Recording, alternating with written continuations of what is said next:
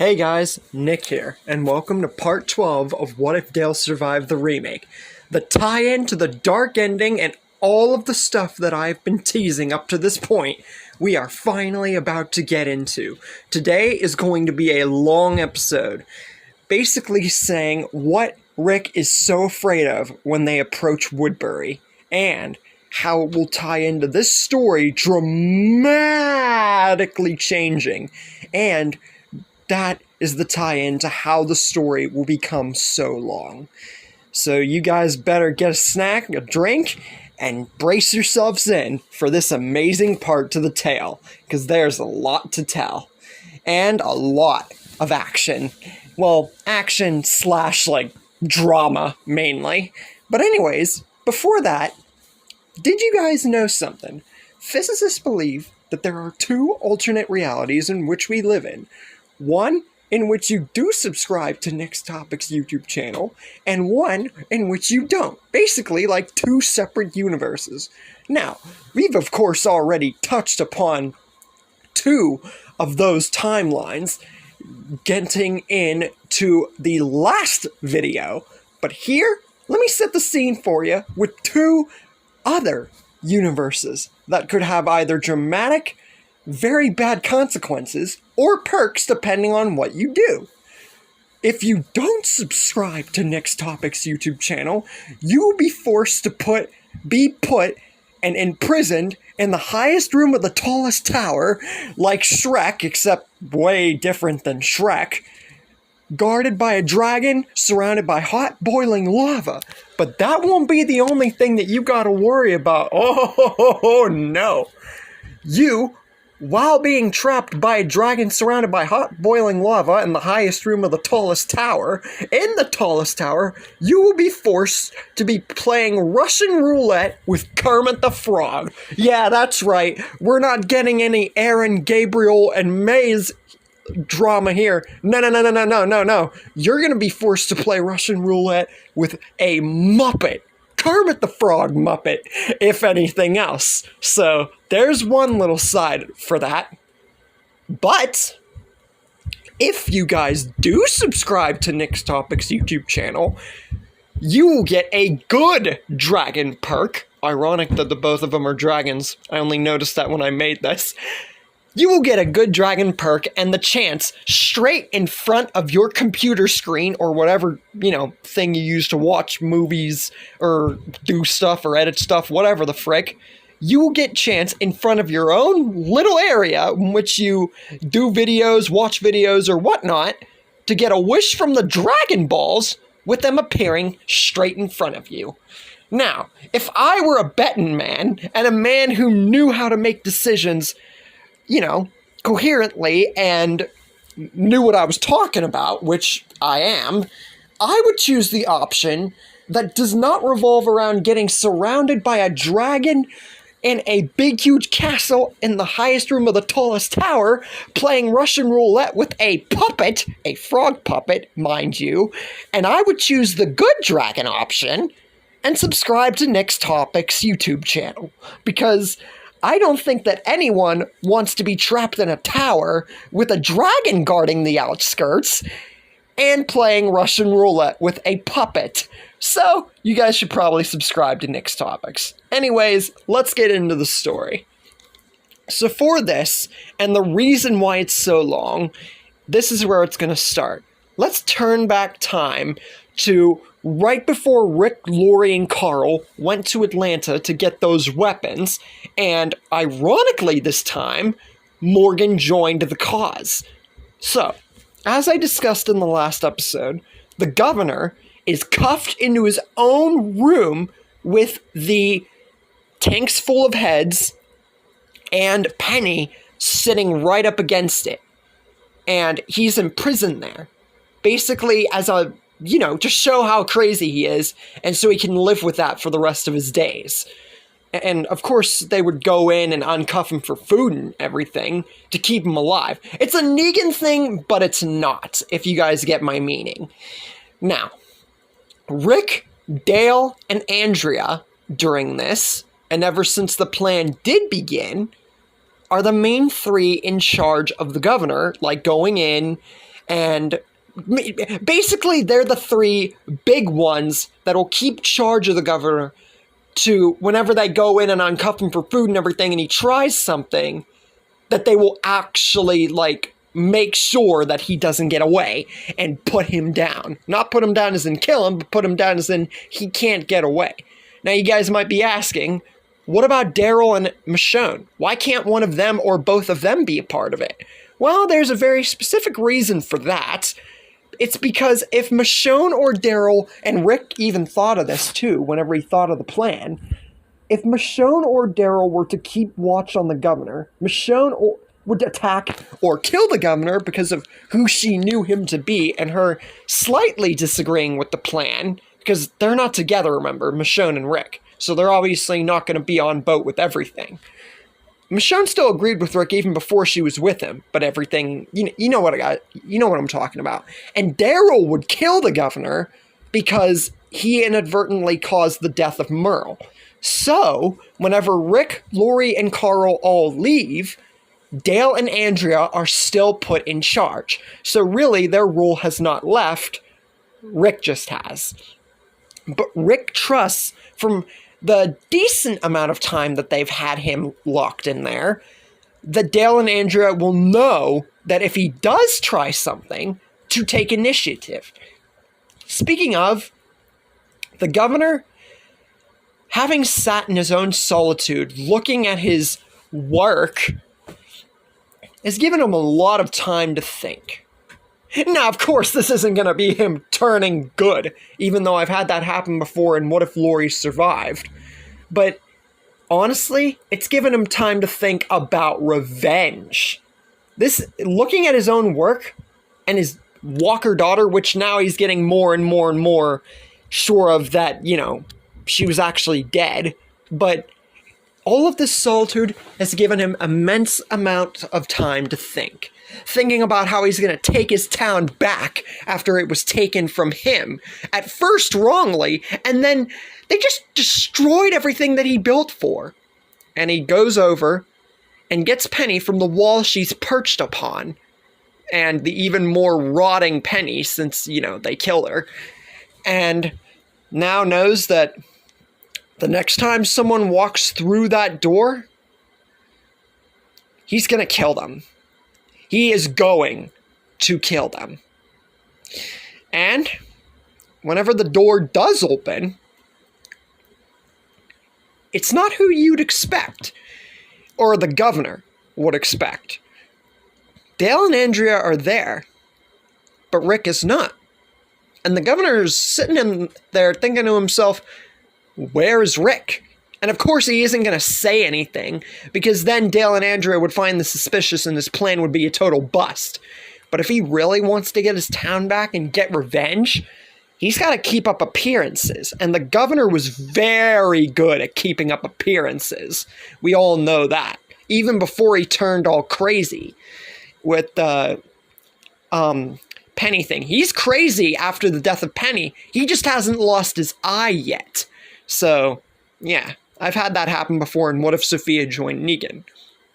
So, Dale and Andrea have come in to basically check on him and give him his food for the day. So, whenever they uncuff his, or, unlock his cuff with the key or whatever, the governor strikes. He pulls out a knife. The main knife that he used. Mainly before he turned crazy, because after that he just used guns. But this knife he cleverly hid before he was imprisoned in here. So that way, no one would be able to see it. And it wasn't like they didn't frisk him or anything, but they still couldn't tell. The governor was very sneaky, so him hiding a knife like this would definitely be in character for him. And the moment that they uncuff him, the governor strikes, pulls out his knife, and holds Andrea at hostage point with his blade. And at this point, he tells Dale that if he even thinks about moving an inch, he's going to kill her. At first, he wanted to be on... He thought that Andrea was on his side, but after killing his daughter, which he would still cling to, by the way, it's just he's getting slowly but surely more focused on, like, the fact that she was actually dead, but that hasn't happened yet. So basically says to Dale that if he moves, she dies. And Dale, having, Andrea's life in the balance of his hands, he wants to shoot, but he can't. And,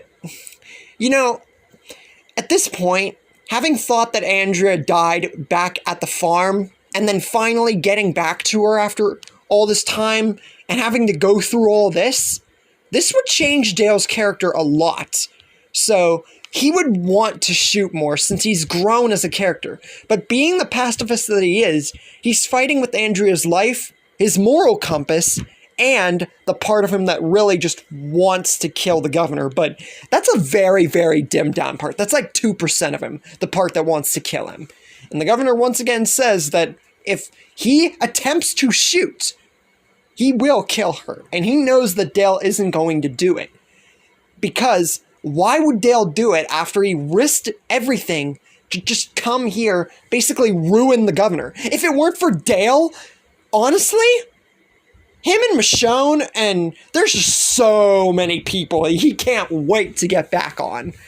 And Andrea basically just looks at Dale with that same look that she gave him at the farm, basically signifying that, no, you cannot do anything. She knows that Dale wants to do something, but at the same time, he can't do anything. It's basically like a mixed package. Nobody knows what to do here. And Andrea's like, no, you gotta give up. You gotta give up, Dale.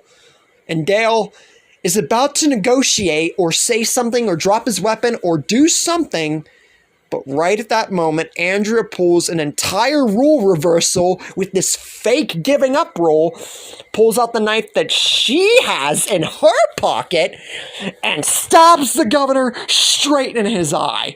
This was just what Andrea needed for some initiative. And this, of course, makes the governor fall back and recoil, but only for a second, clutching his eye.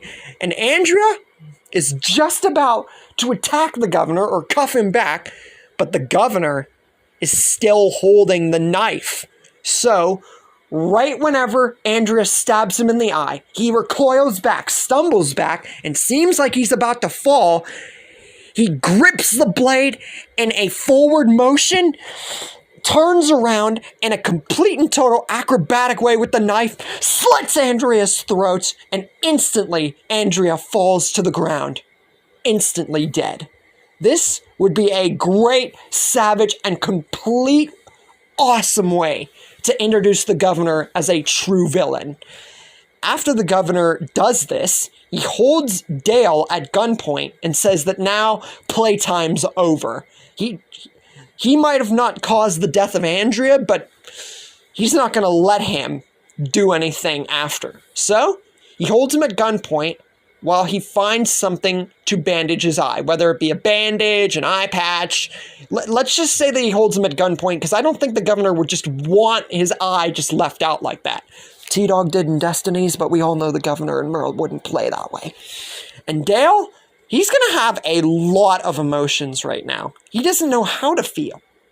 He just lost the one person that was most important to him. And seeing how the governors truly became, it flashes his mind to Shane. How he thought that Shane was so good at first. And it flashes to him threatening to shoot Shane just before he busted open the barn. And if he hadn't given those guns, maybe Sophia wouldn't have been found. They would have kept looking for Sophia forever. And then it just flashes to him knowing Shane for what he truly is, a monster, and even considering shooting him before Rick does the deed himself and truly shows how Shane became a villain and what Rick needed to do.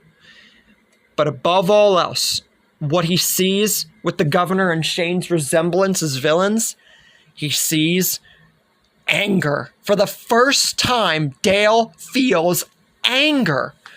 And his killing the governor thing now, it's really starting to spike up, but he just doesn't know. He doesn't know what he wants. He doesn't want to kill, but he wants to so badly.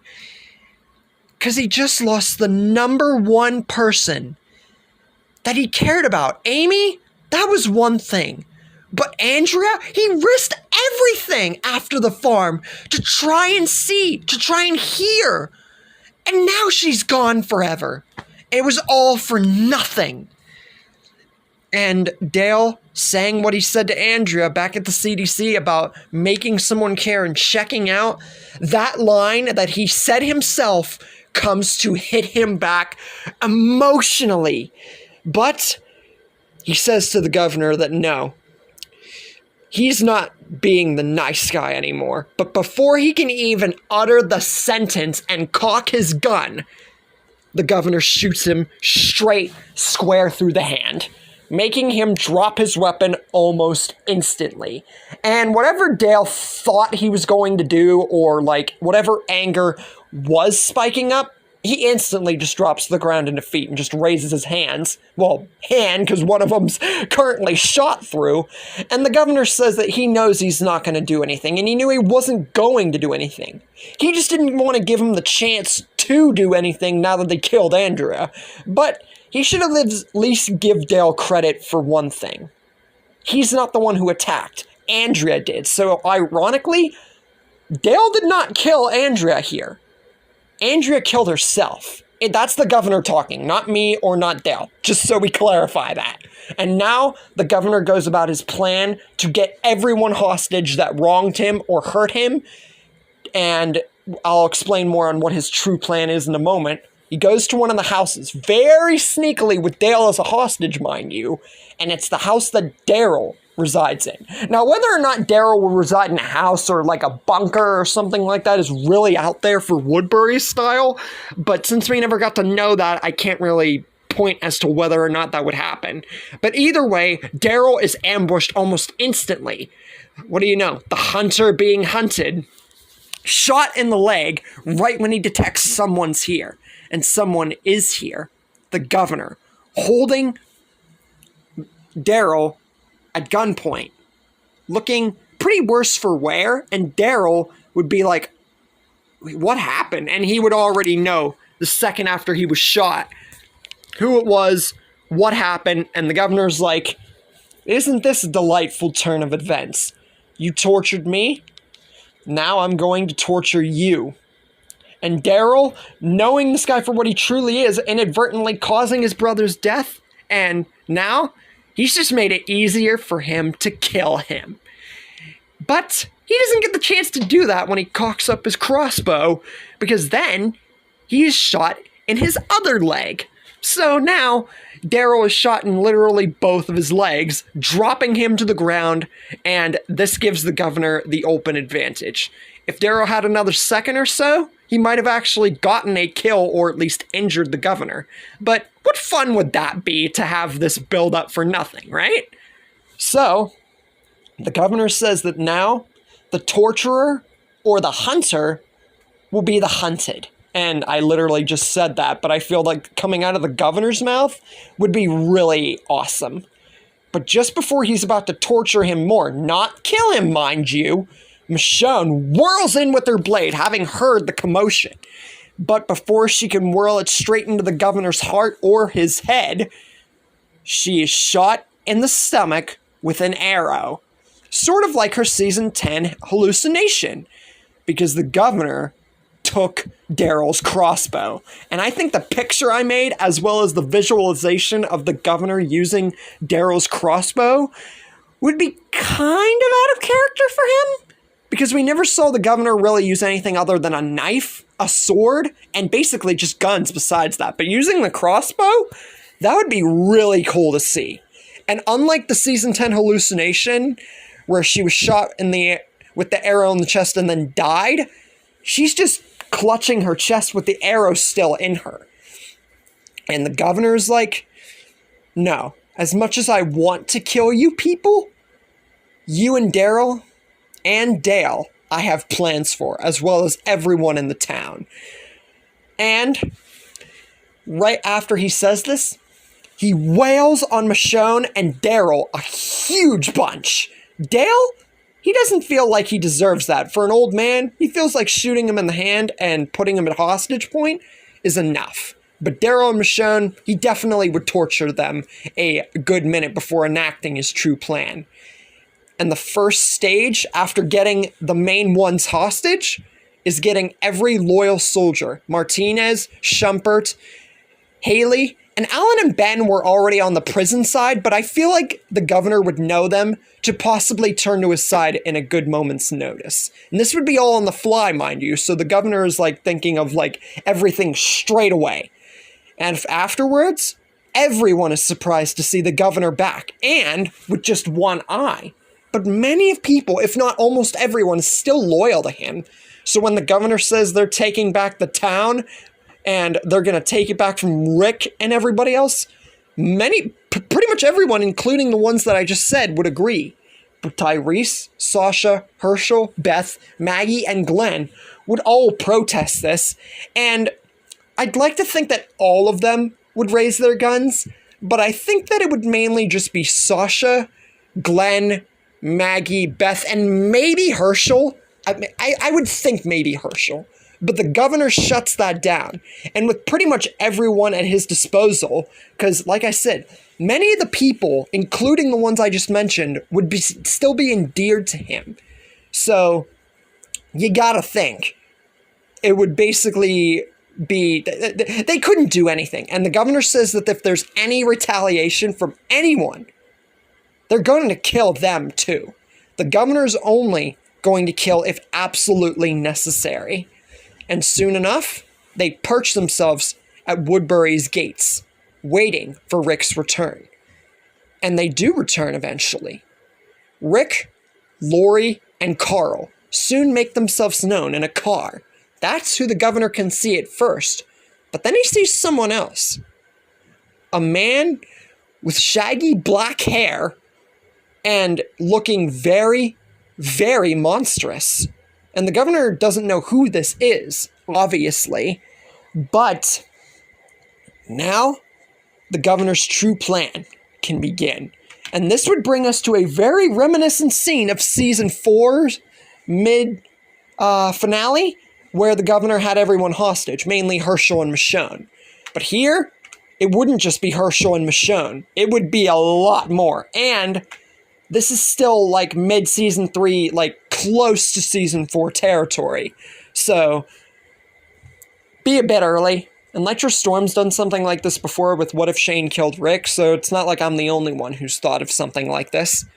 But this ties in perfectly as to what Rick was so afraid of. This is what he saw. And that's where this part ends. So what do you think's going to happen now? With everything that I've teased, everything I've built up, everything that's going to make this story longer, how do you think this confrontation's going to go? Do you think that it will go the governor's way? Or do you think that Dale or Rick or someone will plead the case of everyone maybe getting away? And that's where we leave things for the moment. I really hope that you guys enjoyed this part. And the second subscriber promotion. Because we have done a lot here. And we've got so much more to do. Because next episode, this is where it ties into the dark ending and the longer storyline fully. So, you guys better be braced for next episode, because you will not want to miss it.